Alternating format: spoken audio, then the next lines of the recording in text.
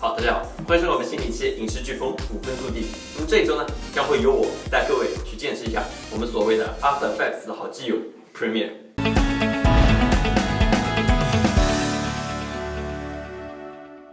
那么我们今天主要讲的呢，是这里的这一排最主要的剪辑工具，我将会为各位解释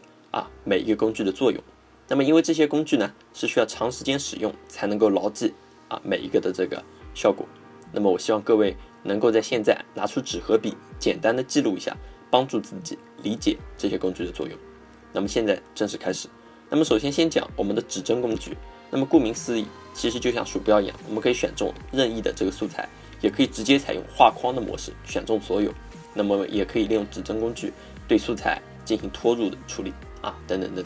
这些就是指针工具的作用，不必多言。那么第二个工具呢，就是我们所谓的向前选择轨道工具。那么这个工具呢，快捷键是 A， 刚刚的指针工具快捷键是 V。那么比如说我按了 A 之后，我按一下 V 就可以直接切换成指针工具，非常方便。所以我们再按一次 A， 也就是我们向前选择轨道工具。那么其实这个向前选择轨道工具的原理呢，就是从第一个轨道开始计算，选择到最后一个轨道。我们点击之后会发现，我们可以直接选中这个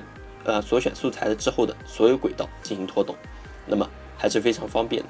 那么第二个呢，也就是相反的向后选择轨道工具，快捷方式呢是 Shift 加 A 我们按了之后，其实与之前一样，只是从这个轨道从后往前选择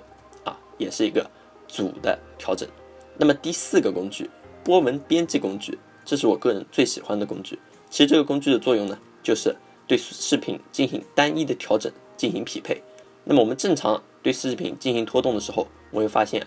视频比如说有2个镜头要切换，很难对齐。那么这里能看到后面的这个视频也被显示出来了，前面的这个视频随着我们的拖动可以进行调整。那么也就是说，我们可以将视频调整到一个合适的角度，随后就能完成完美的切镜。所以这个是我最喜欢的工具。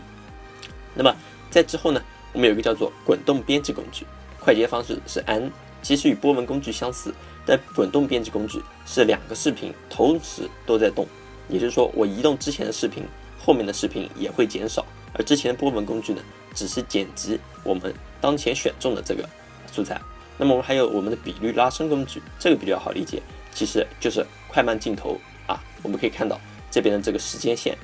会有一个加减号，也就是帮我们显示我们的时间多了多久这个也是比较有用的工具。那么接下来就是我们的剃刀工具剃刀工具也是我最常用的工具。我们按 C 之后可以变成一把剃刀，那么也可以对视频进行直接的裁剪这样的裁剪之后，我们就可以对视频进行分割。那我们现在看到这个呢，就是我们所谓的外滑工具，快捷键是 Y 通过这个工具呢，我们有一个非常有用的功能，就是与前一帧后一帧进行匹配。那么之后我们看到这个也是相反的内滑工具，理论上来说，就是我们不改变这个视频的内容，而是对两边的这个视频的内容进行改变。当我们拖动的时候，我们可以看到我们的视频本身没有改变，但是之前的之后的这2帧都在变化，我们也可以借此对这个整个视频进行调整。所以这个工具也是非常有用的，我也经常使用内滑和外滑工具。那么之后的3个工具呢，我用的都是相对较少，尤其是钢笔工具，因为钢笔呢是通常在我们打开不透明度之后才会使用的这个蒙版也与 A 一样。那么我这里就先不多讲。那么接下来这个手型工具呢，其实用的也比较少。那么手型工具的快捷键是 H 虽然我有的时候使用对整个视频进行拖拽以及对这些效果栏的拖拽，但是我个人呢还是通常用指针进行的操作比较多。那么最后一个呢，基本上我到现在为止都没用过，就是我们的缩放工具。按了 Z 之后，我们可以对视频这个特定的区域进行缩放，但我觉得这个意义呢实在并不是这么大